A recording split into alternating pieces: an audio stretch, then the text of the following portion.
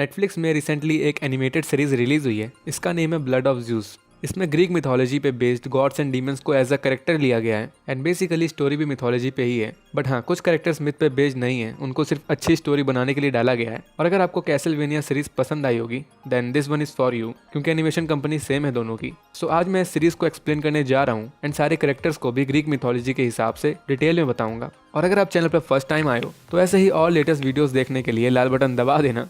So let's start and you all just have to sit down, keep calm and listen to मी।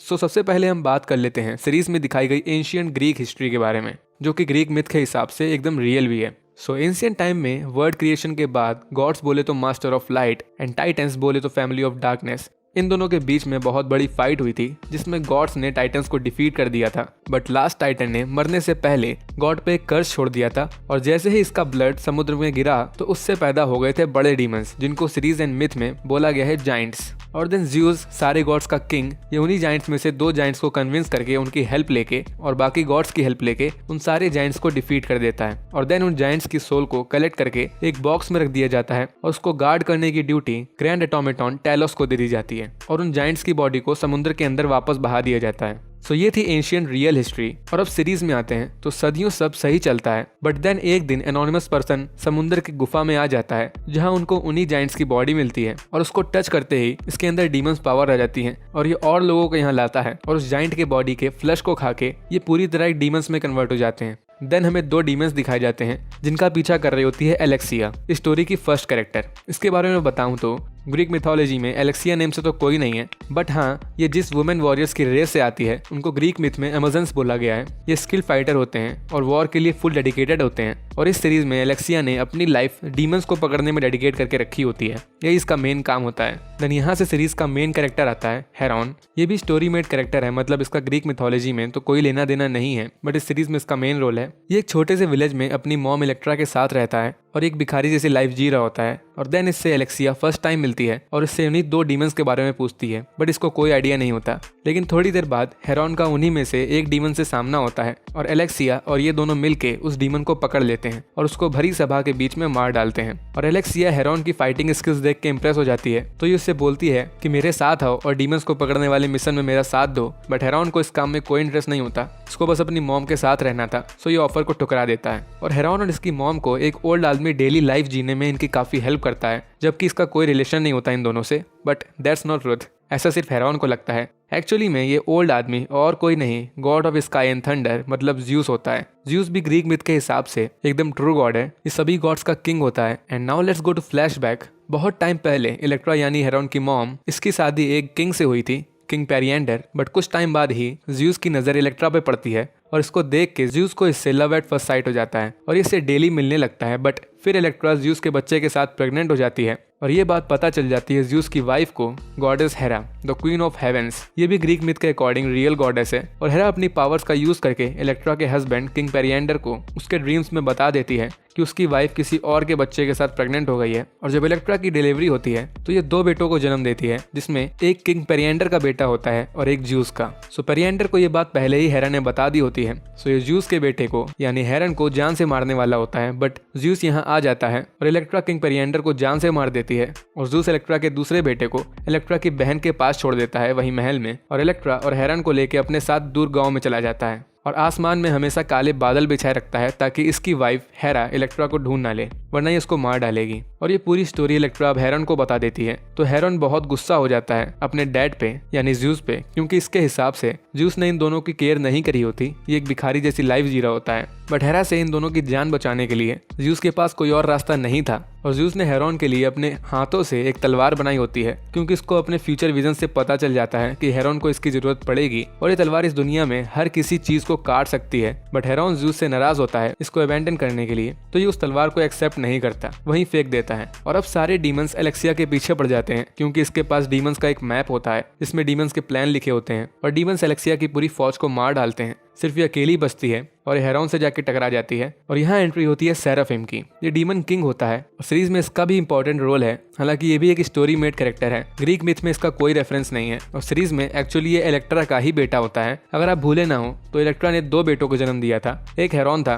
और एक seraphim, जिसको Electra ने अपनी बहन के पास छोड़ दिया था। लेकिन फिर ये डीमन कैसे बन गया? So again let's go to flashback. So जब इलेक्ट्रा ने अपने हस्बैंड यानी किंग पेरिएंटर को मार डाला था, सो उसके बाद उसके सिंहासन में बैठने का हक था सेराफिम का, क्योंकि उसका बेटा था ऑब्वियसली। बट पेरिएंटर का एक भाई था, मतलब सेराफिम का चचा, इसको चुल्ल मची थी कि इसको नया किंग बनना है। इस वजह से ये उस छोटे सेराफिम को नदी में फेंक देता है और अपना किंग बन जाता है। बट सेराफिम को इलेक्ट्रा की सिस्टर बचा लेती है और उसको अपने साथ ले जाती है और उसको पालती पोसती है। बट अगेन वो सेराफिम का चचा उनको ढूंढ लेता है और सबको मार डालता है और सेराफिम की आंख में इसी ने घाव दिया होता है। बट एक बियर आके सेराफिम की जान बचा लेता है और फिर ये बड़ा होके अपनी मॉम का रिवेंज लेने के लिए अपने चाचा को ढूंढ के उसको मार डालता है। बट फिर पूरी सेना इसकी जान के पीछे पड़ जाती है और ये बचते बचाते समुद्र के थ्रू एक गुफा में चला जाता है और ये वही एनोनिमस आदमी होता है जो स्टार्ट में उस गुफा में आके जायंट्स के फ्लैश को खा लेता है और डीमन बन जाता है। लेकिन अब पता चलता है कि इसके पास उस टाइम अपनी जान बचाने के लिए डीमन बनने के अलावा और कोई रास्ता नहीं था। बैक टू द स्टोरी, ये एलेक्सिया को ढूंढते ढूंढते पूरे गांव वालों को मार डालता है। बट इस गांव में इसकी रियल मॉम इलेक्ट्रा भी होती है, लेकिन सेराफिम को कोई आइडिया नहीं होता है कि ये इसकी रियल मॉम है और ये हेरोन के सामने ही इलेक्ट्रा को जान से मार देता है और हेरन को कैद कर लेता है। और ये सब ज़्यूस भी देख रहा होता है, बट उसके कुछ करने से पहले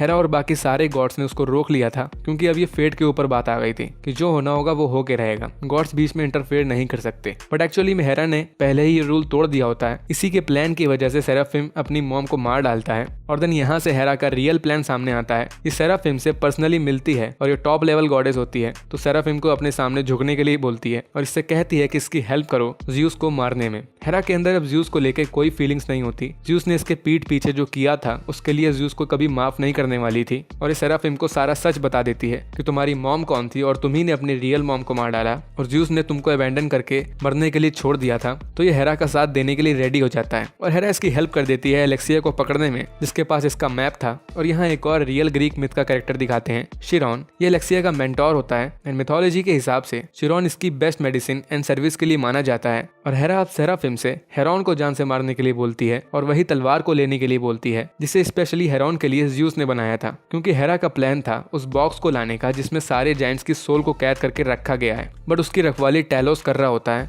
और उसे मारने के लिए सेराफिम को हेरोन की तलवार की जरूरत पड़ेगी और ये उस तलवार को जाके उठा लेता है। और इस साइड हेरोन को अब सेराफिम की एक डीमन शिप में एक स्लेव बना के रखते हैं। ये 2 नए लोगों से मिलता है, एवियोस एंड कोफी। ये भी स्टोरी मेड कैरेक्टर्स हैं, ग्रीक मिथ में इनका कोई रिकॉर्ड नहीं है। और ये दोनों शिप में डीमन से फाइट करके हेरोन के ट्रस्ट वर्दी दोस्त बन जाते हैं और सेराफिम यहाँ आ जाता है हेरोन को मारने। बट ज़्यूस ऐसा नहीं होने देता। इसके हिसाब से हेरोन अभी रेडी नहीं है सेराफिम से लड़ने के लिए, सो ये पूरा तूफान खड़ा कर देता है और हेरोन को बचा लेता है और खुद जाके हेरोन और उसके सारे दोस्तों से मिलता है और इनको एक रास्ता बताता है जिससे ये जायंट्स को वापस जिंदा होने से रोक सकते हैं। अगर जायंट्स की बॉडी को जला दिया जाए तो वो वापस जिंदा नहीं हो पाएंगे। तो सोचो पहले का ही नहीं किया था। देन ज़्यूस हेरोन को एक न्यू सवारी देता है, जस्ट लाइक जैसे सेराफिम के पास होता है एक। हेरोन को लेके ये ओलिम्पस जाता है। ग्रीक मिथ के हिसाब से ओलिम्पस सारे गॉड्स का घर होता है और यहाँ 12 गॉड्स रहते हैं, यही ज़्यूस, हेरा, हम्स एटसेट्रा, जिनको गॉड्स ऑफ ओलिम्पस भी बोला जाता है। और हेरोन ज़्यूस का बेटा होता है, बट ये हाफ मॉर्टल भी होता है और ये अभी तक अपनी गॉड पावर्स को एक्टिवेट नहीं कर पाया होता,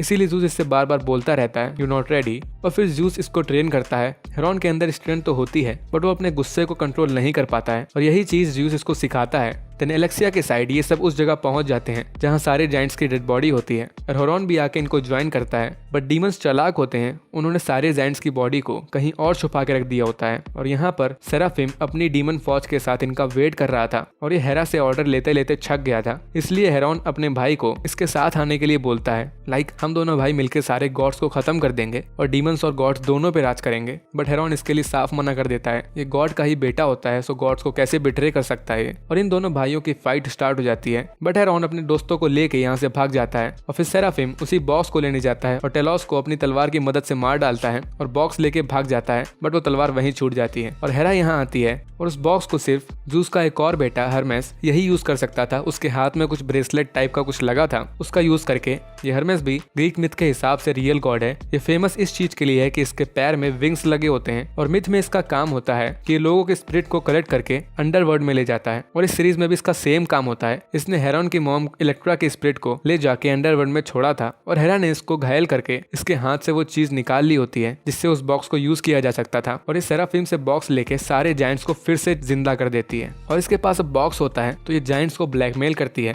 और एक डील करती है इनसे कि तुम सब ज़्यूस को मारने में मेरी हेल्प करो और बदले में पूरा समंदर तुम्हारा।